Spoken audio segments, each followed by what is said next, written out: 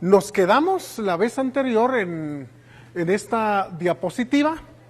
Comentamos, me parece que las primeras 3 declaraciones sobre las que se fundamenta la teoría marxista de la explotación, y nos haría falta entonces partir de aquí para concluir con el análisis que estamos haciendo de esta temática. Bueno, la teoría marxista de la explotación supone también que la compra del trabajo constituye lo mínimo para vivir.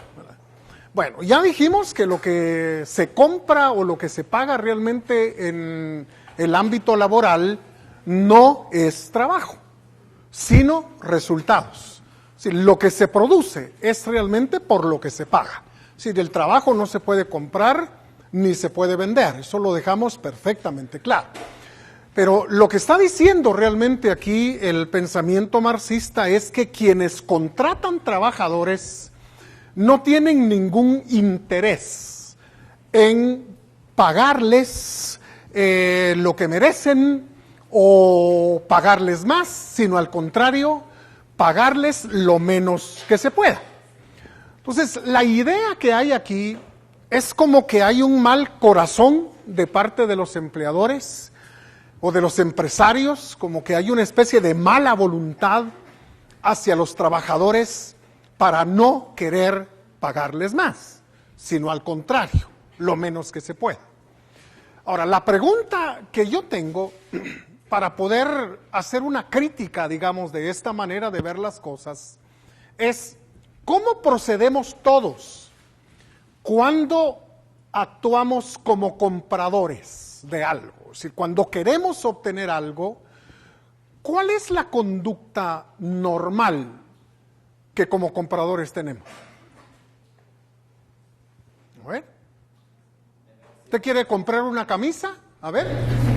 Que el valor tenga ciertas exigencias con respecto a lo que estamos comprando. Bueno, pero lo encontró. Si la camisa que usted quería, ahí está. En fin, los zapatos ahí están. Va. A ver, tenemos cuánto cuesta. ¿Perdón? Tenemos cuánto cuesta. Ah, bueno, entonces, si le dan el precio, ¿qué es lo que usted hace? A raíz del precio. Digamos, la camisa, bueno, son 200 quetzales por la camisa, o 300 por el par de zapatos.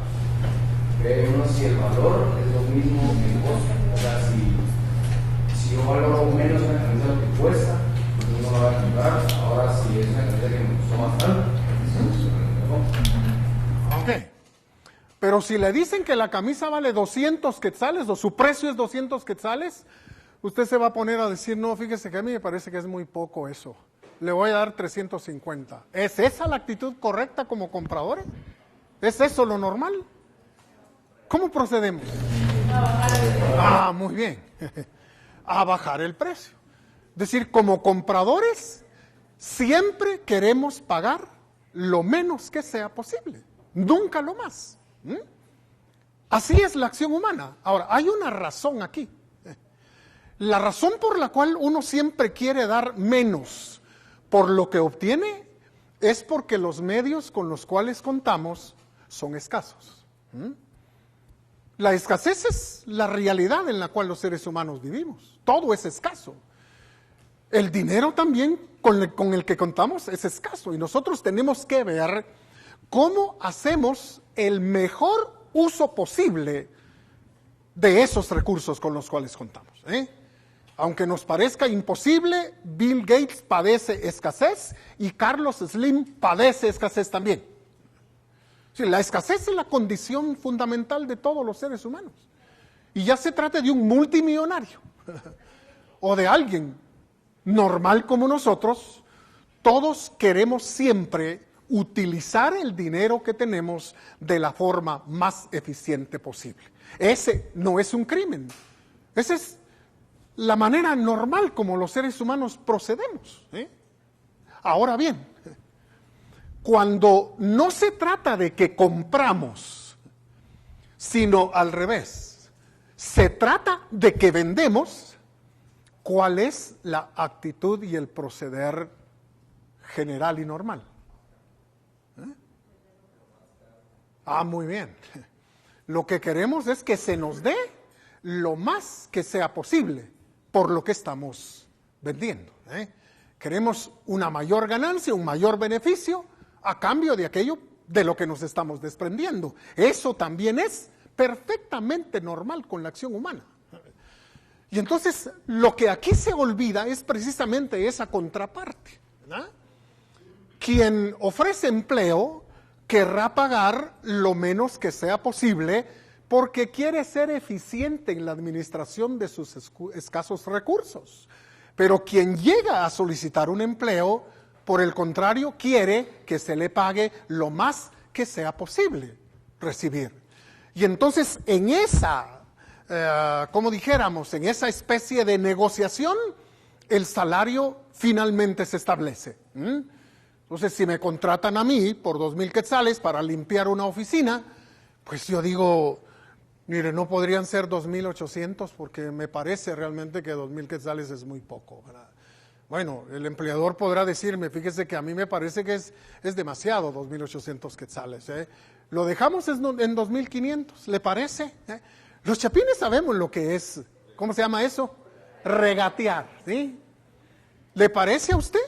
¿Está de acuerdo con que sean 2,500? Entonces, está bien. Yo me siento contento y la otra parte se siente igualmente satisfecha.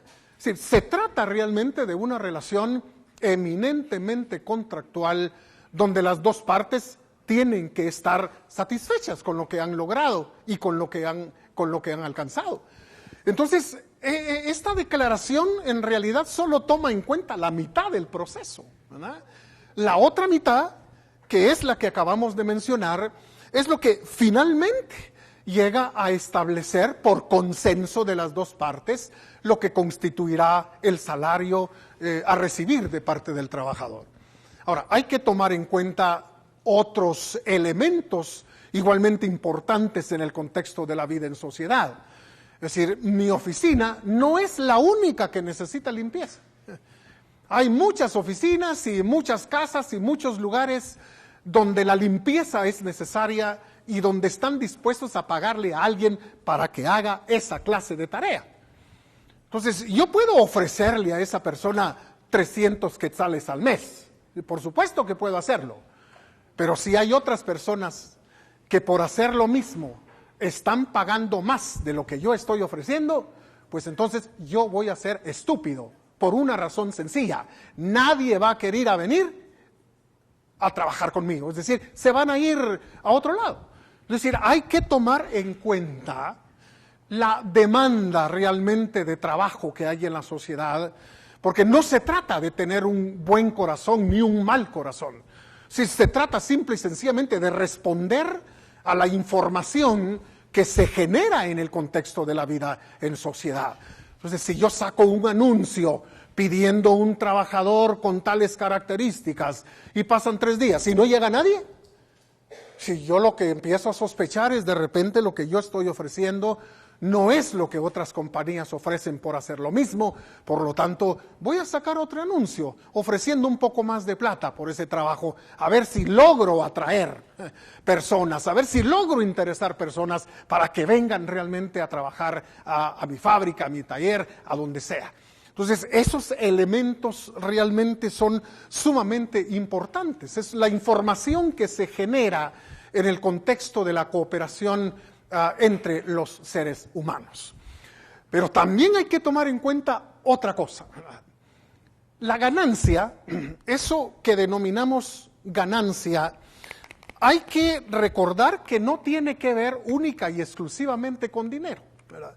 Sí, a la Francisco Marroquín se le critica, y sobre todo a los profesores que nos dedicamos a estos cursos, porque se dice que lo que le enseñamos nosotros a las nuevas generaciones en esta universidad es a hacer pisto.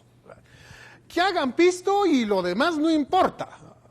Hasta dicen, ni siquiera importa cómo lo hacen, que lo hagan y ya estuvo. Bueno, la ganancia es lo que les importa a esos marroquinianos. Ahora, mire, la ganancia, voy a poner dólares porque el quetzal ya no vale nada. Entonces, digamos, no tiene que ver finalmente con cuestiones dinerarias. La ganancia realmente tiene que ver con los niveles de satisfacción que las personas tenemos. Entonces, esos niveles de satisfacción realmente son los que constituyen la ganancia. Ahora, no estamos diciendo que la plata no sirve para nada, que el dinero no cuenta. Por supuesto que cuenta. Pero en última instancia la ganancia tiene que ver con los niveles de satisfacción que las personas tienen, ¿verdad? Si su padre, por fortuna, hace un negocio que no tenía en cuenta hacer, y por eso tiene un dinero con el que no contaba, o el negocio que hizo pues le reportó más ganancias que las que esperaba realmente obtener, pues bueno, eso por supuesto es importante, pero la ganancia en realidad tiene que ver con la satisfacción de padre de poder darle a su familia lo que hasta ese momento solo era una promesa. Mucha, el viaje que teníamos planeado hacer desde hace ratos y que no hemos podido hacer, pues les anuncio que es una realidad. Sí, me siento contento de decírselo a mi gente, me siento feliz, me siento más feliz de poder darle a mi familia lo que hasta este momento solo había sido un sueño y una promesa. Es decir, eso realmente es la ganancia. Entonces, una persona podría realmente aceptar, digamos, un trabajo donde le paguen menos de lo que ganaba anteriormente, porque hay otros elementos que le van a proveer de satisfacción.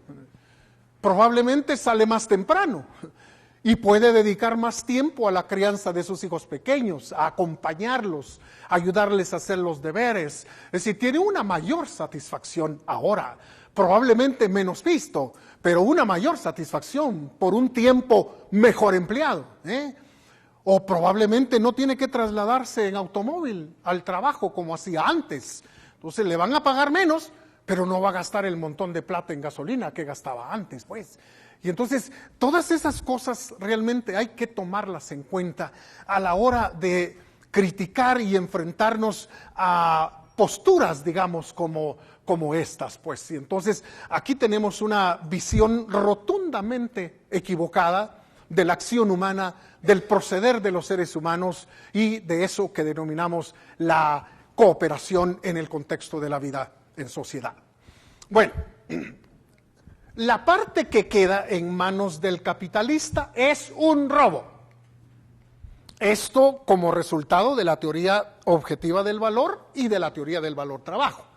Porque si el trabajador, recordemos, si el trabajador es el único generador de valor, entonces todo lo que se genera debería de ir a manos del único que genera valor, que es el trabajador. Pero como eso no ocurre, si se le da un salario y entonces el resto queda en manos del empresario, en manos de, qué sé yo, del capitalista, como dice el pensamiento marxista. Entonces se considera que lo que aquí ha ocurrido es un despojo. Si se ha despojado realmente al trabajador de lo que en realidad le pertenece. Ahora, esto tenemos también que enfrentarlo de una manera crítica. ¿Es realmente así o no lo es? Bueno, si partimos de lo que acabamos de decir, se trata de un contrato, ¿verdad? Y lo que realmente el empresario hace es invitar a desconocidos a que participen con él de los procesos productivos y se beneficien de esa participación. Entonces, gente que no contaba con un trabajo, con un empleo, con una fuente, digamos, de ingresos, ahora la tiene. Es decir, ¿cómo es posible que se considere eso como un robo, como un despojo? Cuando en realidad lo que se le está ofreciendo es una oportunidad para participar en el proceso productivo y en consecuencia obtener una recompensa por esa participación. También se trata de una relación voluntaria, de una relación contractual, lo cual le quita definitivamente la idea de que eso sea un robo, ¿no? Pero por otro lado, también esto es un análisis parcial, porque como dijimos ya la vez anterior, los otros elementos que sirven para la producción, que es el capital y la tierra, pues deben también recibir su respectiva recompensa y ganancia. porque si no hay recompensa para el capital y para la tierra, esos elementos no van a estar disponibles para un proceso productivo X, Y o Z. Ahora, lo que pasa es que a veces se tiene una mentalidad también un poco diferente de lo que ocurre a nivel empresarial, ¿verdad? Si un trabajador tiene acceso a los libros de contabilidad de una empresa, puede decir, bueno, pero estos tienen un montón de pisto ahí guardado. Si yo no sé por qué no nos dan más a nosotros los trabajadores, y para qué necesitan tanto pisto, pues, ¿verdad? Pero esa es una mentalidad que no entiende en realidad cuál es la función que ocupa esa acumulación de dinero que está ahí. Es decir, hay que recordar que a un empresario nadie le garantiza sus ganancias. Si de hecho, no siempre hay ganancias. Y si las hay, muchas veces no son las ganancias que se obtuvieron el mes anterior. Probablemente las ganancias de este mes son menores. O incluso puede haber pérdidas también. Y sin embargo, los gastos fijos son exactamente los mismos. Hay que hacer los cheques para los trabajadores, hay que pagarles, independientemente de que las ganancias hayan sido buenas o hayan sido mediocres o haya habido pérdidas. Y de todos modos hay que enfrentar esos compromisos, pues. Y entonces, claro, el asalariado no piensa en esas cosas. Y lo único en lo que tiene la mente puesta es en el cheque a la quincena, el cheque a fin de mes y asunto arreglado. No, el empresario no tiene garantizado absolutamente nada. Y tiene que estar pensando 24 horas al día, ¿verdad? Cómo mantener su empresa a flote, cómo atraer compradores, clientes, usuarios, en fin, personas que estén dispuestas a comprar sus bienes, a comprar los servicios que ofrece. Entonces, en realidad, esta manera de ver las cosas es completamente equivocada. Yo diría que la razón de todas estas equivocaciones es porque la palabra central del pensamiento marxista es la palabra lucha. Si hay una lucha aquí entre las dos clases, y entonces no hay paz, no hay acuerdo, no hay nada, es decir, hay simple y sencillamente una guerra entre la clase burguesa y la clase de los trabajadores. Y yo creo que ese es el problema realmente fundamental, ¿verdad? Si la teoría del conflicto, la teoría de la lucha, lamentablemente ha sido una teoría que ha afectado la mente de muchos científicos sociales. Por el contrario, la escuela austríaca parte de que no es la lucha el elemento fundamental de la vida en sociedad, sino la cooperación.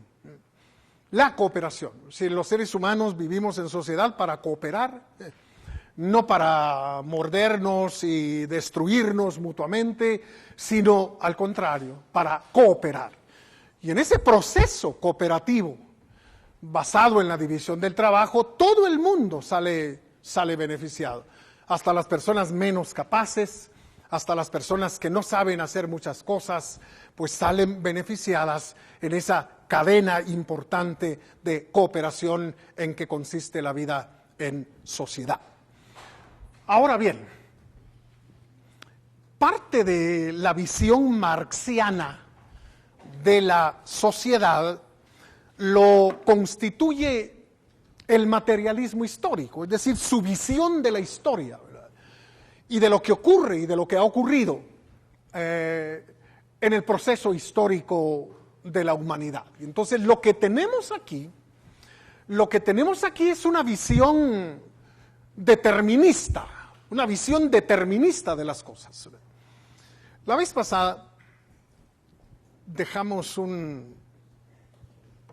breve tarea de investigación. Quedamos en averiguar qué es el determinismo histórico. Entonces quisiera preguntar a alguien de ustedes qué encontró acerca del denominado determinismo histórico. Alejandra Gutiérrez Pais, ¿está? El determinismo histórico es una doctrina filosófica que afirma que todo conocimiento, incluido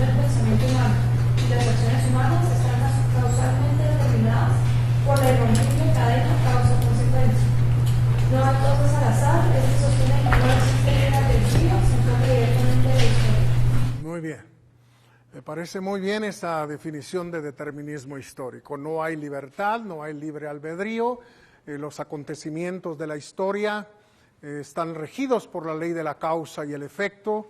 Y entonces, en ese sentido, casi uno puede predecir lo que va a acontecer, digamos, el día de mañana y en el futuro. Entonces, el pensamiento marxista es una de las tantas visiones de la historia donde hay un determinismo de carácter material. Sir Marx supone que las leyes de la materia son las que gobiernan la historia de la humanidad. No es la creatividad, ni la libertad, ni la espontaneidad de los seres humanos, sino la historia es como un tren que va montado sobre carriles. Las estaciones están perfectamente marcadas hasta el destino final, a donde llegará ese tren donde todos vamos montados.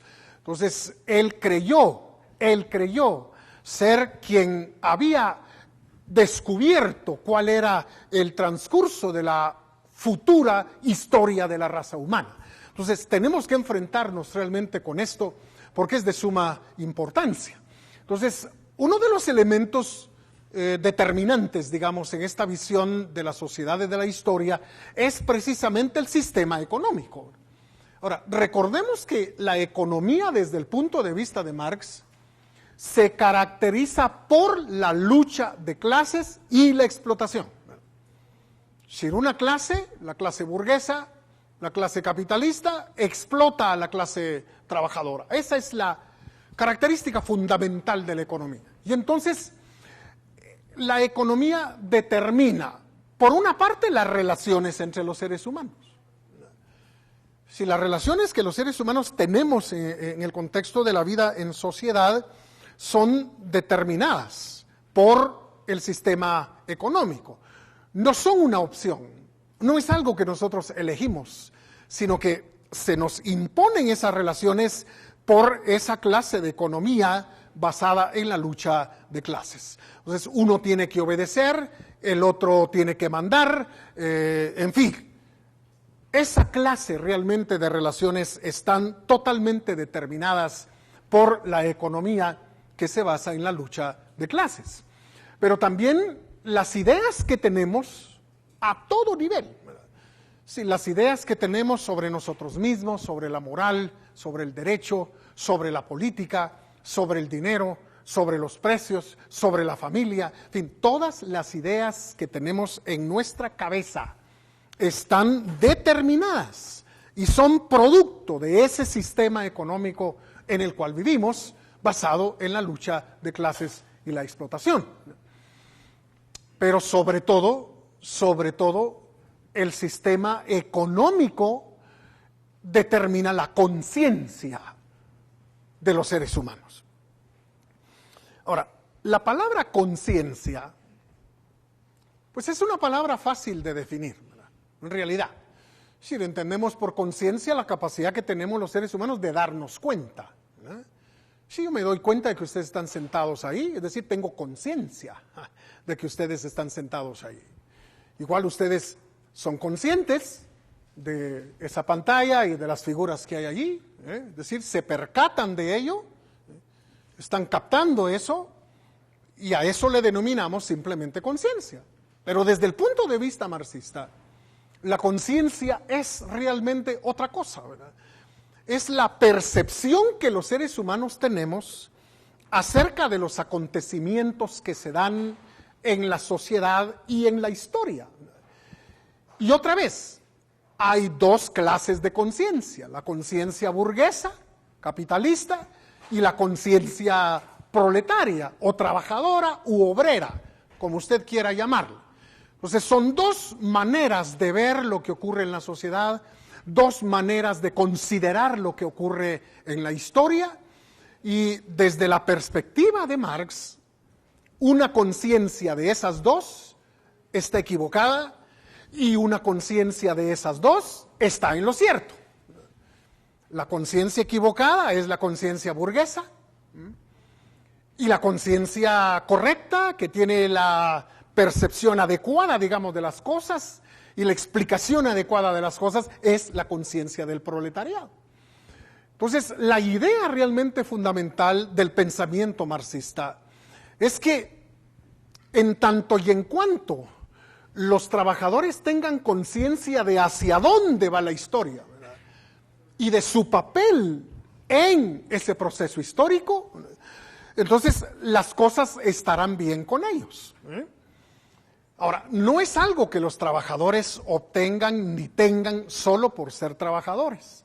Hay que despertarles esa conciencia, porque según Marx, el sistema económico se las ha anulado, es decir, se ha anulado esa conciencia proletaria, y entonces como que viven adormecidos, como que viven, qué sé yo, medio sonámbulos, inconscientes, pues, es decir, sin darse cuenta de que las condiciones en que viven son situaciones o condiciones ingratas que no deberían de estar padeciendo. Entonces, el papel realmente de los intelectuales en el pensamiento marxista es tratar de despertar la conciencia proletaria. Hay que generarles, hay que hacer que esa conciencia obrera realmente despierte, vuelva, digamos, a la vida, comprendiendo que la historia está de su parte, está de su lado, y que ellos, los trabajadores, son la punta de lanza del proceso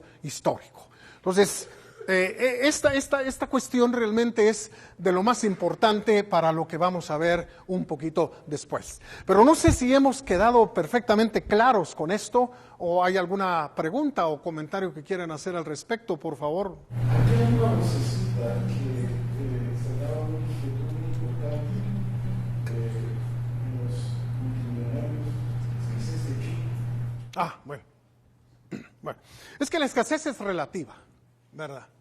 Es decir, se puede hablar de millones, se puede hablar de millardos, en fin, etcétera, pero de todos modos estamos diciendo que todo eso no abunda, es decir, hay que generarlo, hay que crearlo, pues, ¿verdad? Porque en realidad el mundo en el que vivimos es un mundo de escasez, ¿verdad? ¿O acaso la naturaleza nos da camisas? La naturaleza nos da zapatos, la naturaleza nos da leche ya embotellada, en fin, etc. No, es decir, en realidad todo es escaso, hasta el tiempo mismo es escaso. Y por eso es que los seres humanos tenemos que ir estableciendo siempre prioridades. ¿Qué es lo que voy a hacer con los recursos con los cuales tengo? Porque estos no son eternos. Si los gasto y los empleo para esto, ya no podré emplear esos mismos recursos para otra cosa. Es decir, lo habré invertido, lo habré gastado y se acabó. Es decir, no podemos realmente esperar, realmente actuar en el sentido de hacer todo lo que queremos a la vez, porque el dinero es escaso, el tiempo es escaso, los bienes son escasos, en fin, la escasez es la condición normal, esencial, natural de los seres humanos. Entonces, aunque nos parezca, digamos, que Carlos Slim no padece ninguna clase de escasez, pues sí que la padece, porque tiene que estar viendo cómo protege realmente sus millones, cómo no se le desaparecen. De hecho, perdió hace como un mes $5 millardos en una inversión en comunicaciones. ¿Ya? Perder $5,000 millones, supongo que duele, como a mí me dolería perder 500 quetzales, pues, ¿verdad? Es decir, en una sola palabra, ¿no? La escasez es realmente una cuestión que afecta a todos los seres humanos, y aunque pudiera ser relativa de una persona a otra, nadie se escapa de padecer la escasez y de tener que estar priorizando, estableciendo prioridades debido precisamente a la escasez que padecemos. Pero no sé si querías agregar algo más. La otra cuestión es cómo no está reñida la competencia con la cooperación. Bueno, la competencia no está reñida con la cooperación, es otra manifestación de la cooperación, pues, ¿verdad? Porque en ese sentido, la competencia surge cuando en un área, digamos, del mercado se están generando bonitas ganancias y entonces hay otros que quieren participar de lo mismo. Entonces, si yo estoy obteniendo grandes ganancias en un sector, digamos, del mercado, habrá otros interesados en obtener ganancias también. Entonces, el producto que yo vendía, tal vez solo en un momento, de repente habrá 10 o 20 personas más que ofrezcan exactamente lo mismo que yo ofrecía en soledad antes. Entonces eso nos beneficia a todos. Primero, porque yo tengo que ver que los demás no me saquen del mercado. Entonces puedo hacer varias cosas. Puedo bajar los precios, por ejemplo, ¿verdad? Un poquito. Voy a vender a menor precio del que están vendiendo mis competidores para no perder realmente mis clientes. Entonces, en ese sentido, no solo nos hace creativa a la gente que está compitiendo, sino que es un enorme beneficio también para los consumidores, ¿verdad? Entonces, antes yo le iba a comprar solo a uno y si ese uno no me vendía, yo estaba fregado. Ahora hay 10 que me ofrecen exactamente lo mismo, o tal vez no lo mismo, pero diferentes marcas o bienes con características diferentes, pero que satisfacen exactamente la misma necesidad. Entonces, hay opciones, hay abundancia mayor de bienes y los precios definitivamente pues ya no son tan altos como antes. De modo que también la competencia en ese sentido es cooperación, ¿verdad? Sí, porque hace creativos a los empresarios y beneficia definitivamente a los consumidores. A ver aquí, por favor. Yo estoy de acuerdo con lo que tiene, porque yo estoy de acuerdo que la competencia es muy necesaria, pero no es que al vendedor le guste la competencia, porque si antes él vendía, tenía un monopolio, podía poner algo así, ¿sabes? Que valía 2 quetzales, entonces le sacaba mucho dinero. Entonces cuando usted entra con algo de competencia y lo da 50 quetzales, aunque le gane mucho dinero también, yo no gano lo que me gana. Entonces es bueno para el consumidor y para el mundo capitalista, a favor del comprador, pero no a favor del que está vendiendo. Y por eso es que siempre hay peleas entre empresas, por ejemplo, entre la Torre, Levi's y Walmart, porque siempre, por ejemplo, ¿verdad? Siempre buscan ganar del mercado. Entonces, no es bueno para todos, relativamente es bueno para el comprador, no para el que está vendiendo. No, para el que está ofreciendo también, porque eso lo obliga, como decía, a ser creativo, es decir, a mejorar sus bienes o sus servicios y también los precios al consumidor. Ahora, obviamente lo que usted dijo primero es una enorme verdad. Es decir, el individuo por sí solo y por sus propios intereses no tiene ningún interés en que haya otros compitiendo con él. Entonces, mientras que no recurra al aparato estatal para que lo proteja, no hay ningún problema. Mientras no recurra tampoco a ponerle bombas al vecino o quemar su casa o su empresa, pues se puede quedar con eso. Es decir, la competencia no es algo que agrade. Es mejor si yo tengo un mercado cautivo y un monopolio. Eso es un monopolio, un mercado cautivo. Si yo lo tengo cautivado, preso para mí. Entonces, definitivamente ese es un proceder hasta cierto punto normal también, digamos, de la acción humana. Pero, decir, el pensamiento de la escuela austríaca en contra de lo que está es de los monopolios que son protegidos por el gobierno, por el Estado, a través de una ley. Sí, los monopolios, si yo tengo una empresa, por ejemplo, de helados, ¿verdad? Entonces, yo voy a querer que mi competencia desaparezca y voy a hacer pelea con mis productos para que ya no les rinda a otros vender y que tengan que cerrar, pero que hacer ustedes yo el Yo pienso que tal vez la competencia ayuda a la empresa a estar a la vanguardia. A ver, ¿ya?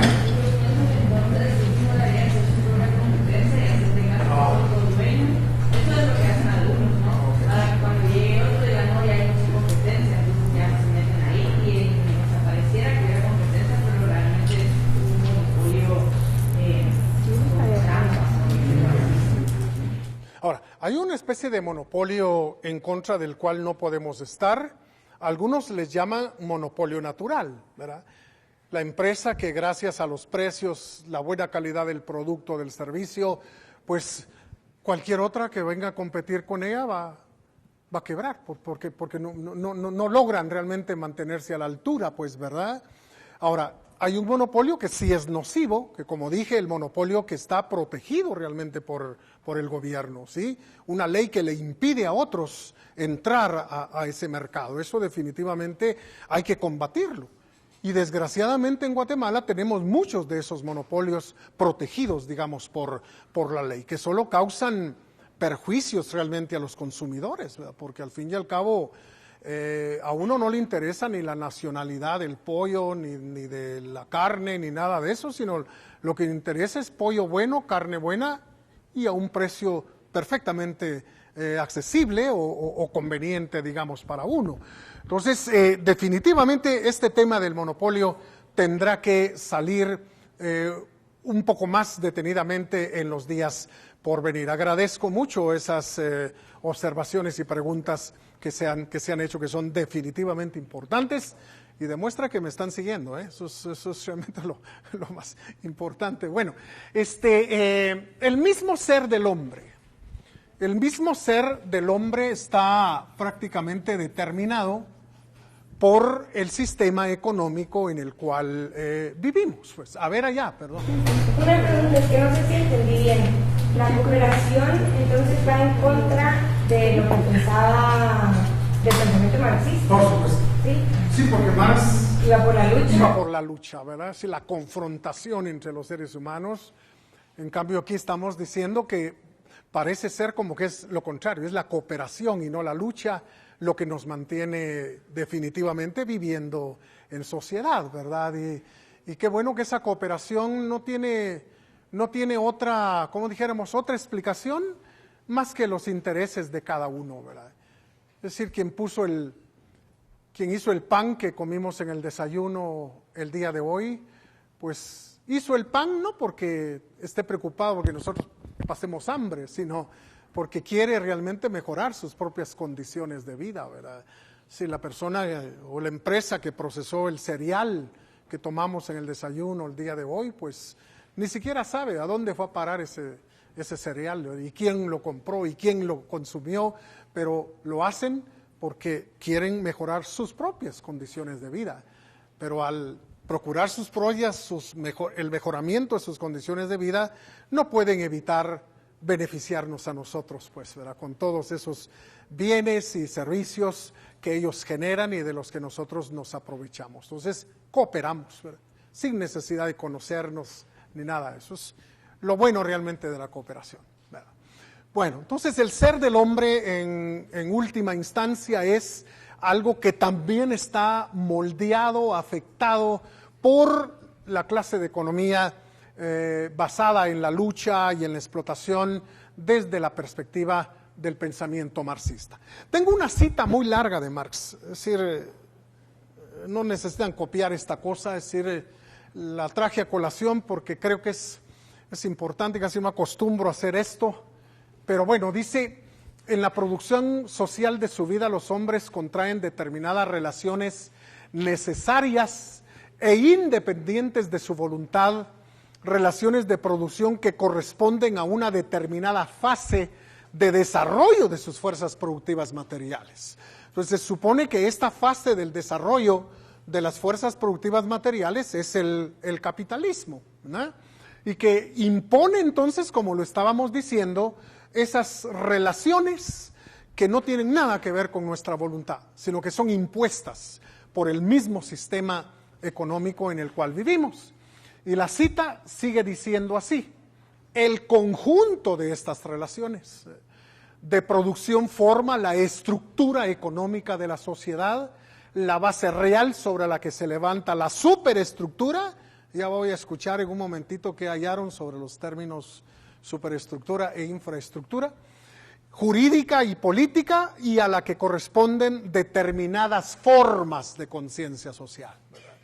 Entonces, el sistema económico, otra vez, determina realmente lo jurídico, lo político y la conciencia que los hombres tengan, ya sea burguesa o proletaria. La cita termina diciendo el modo de producción de la vida material condiciona el proceso de vida social, política y espiritual en general.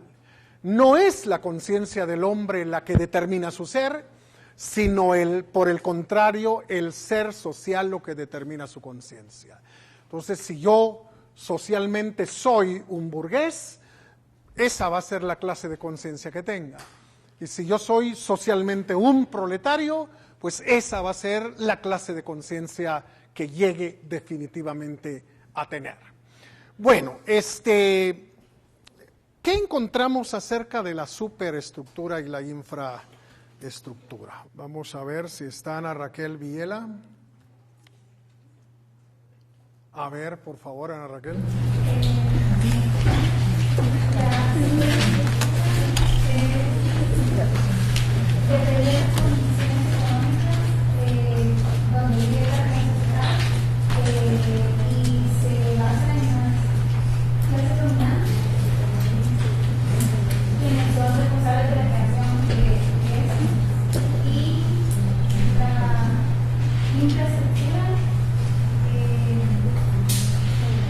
Son esas relaciones de poder y las instituciones, es como la base.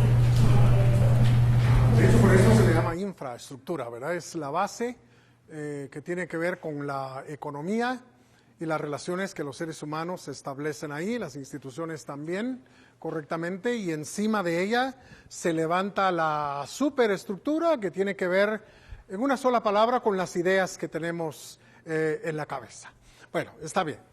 Ahora,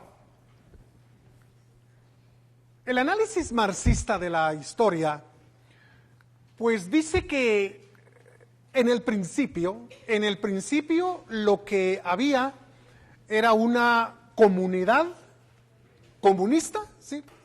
Aquí nos hace falta un círculo aquí, comunidad comunista. Eso era lo que había en el principio. Todo era de todos, no había matrimonio, no había familia, todo era de todos. Es decir, la propiedad privada no existía. Entonces, cuando la comunidad comunista primitiva se derrumba, entonces la humanidad entra en una serie de etapas históricas, cada una de ellas caracterizada por la lucha de clases. Porque el manifiesto comunista comienza diciendo así: la historia de la raza humana no es otra cosa que la historia de la lucha de clases. Entonces, durante el periodo de la esclavitud, las dos clases que estaban en lucha eran la clase de los amos y la clase de los esclavos, ¿sí? Siempre basándose en el conflicto y en la explotación de una clase por otra. Se derrumba el periodo de la esclavitud, desaparece y entramos en el periodo medieval, ¿verdad? Se le llama periodo medieval o se le llama medioevo, como lo hemos colocado ahí. Y durante el medioevo las dos clases en pugna eran la de los señores, dueños de la tierra, que ofrecían protección a cambio de que los siervos se dedicaran a cultivar la tierra, a cuidar animales, en fin, y proveerle al señor feudal de lo necesario realmente para poder vivir. Siempre el conflicto, siempre la explotación. Ahora, al desaparecer el periodo medieval, surge el capitalismo, donde las dos clases en pugna son la burguesía y el proletariado. Burgueses y proletarios en lucha constante, una clase explotando a la otra. Ahora, Marx esperaba que el capitalismo se derrumbara solo. Es decir, desaparecería solo el capitalismo al llegar a un punto de crisis y entonces se vendría definitivamente al suelo y de allí iba a surgir una última etapa en la historia, antes de llegar al final. Esa última etapa en la historia le llamó socialismo, ¿verdad? Donde la característica fundamental de ese momento, digamos, último de la historia de la humanidad, sería la dictadura del proletariado, es decir, un gobierno con todo el poder habido y por haber, ¿verdad?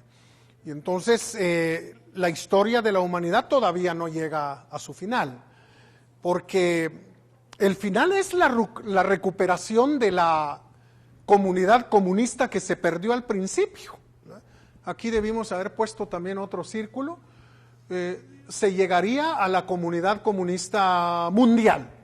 Es decir, el mundo entero se convertiría en una comunidad comunista. A ver allá. Desde esta perspectiva, durante la etapa del socialismo todavía hay gobierno, todavía hay fuerzas, digamos, represivas, policía, ejército, cárceles, en fin, todavía existe ese tipo de cuestiones. Pero cuando se llega al comunismo, todo eso va a desaparecer, por una razón. Lo que se espera o lo que se esperaba que se produjera aquí era una absoluta transformación de los seres humanos. Surgiría entonces lo que Marx denominó el nuevo hombre. Un hombre que va a trabajar todo lo que pueda y va a tomar solamente lo necesario para poder vivir, porque el interés de ese nuevo hombre no son las ganancias personales, sino el incremento de la riqueza social. Es decir, es una nueva criatura, pues, ¿verdad? El viejo hombre con sus mañas capitalistas habrá desaparecido, ¿verdad? Entonces, ese viejo hombre todavía existe aquí. Por eso la dictadura del proletariado tiene que tener todo el poder en sus manos, porque si no, no va a lograr depurar, purificar al hombre y hacer que nazca una nueva criatura de allí. Entonces esa es la diferencia realmente fundamental entre el socialismo propuesto por Marx y el momento final de la historia, que es el comunismo, ¿verdad? Ya la humanidad entera convertida en una enorme comunidad de obreros, ¿no? Ahora bien, se trata realmente de una cuestión imposible, digo yo, ¿verdad? Es decir, podemos no estar de acuerdo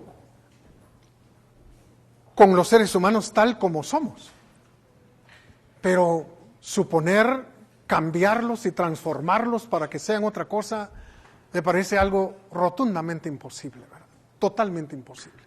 Si los seres humanos creo que seguimos siendo personas que actuamos para mejorar nuestras propias condiciones, y de lo que se trata es de velar porque en ese proceso nadie le haga daño a los demás, pues, ¿verdad? Pero cambiarlos y transformarlos creo que es algo totalmente imposible. A ver allá. ¿Que en el socialismo es donde cambiaría la persona o después del socialismo?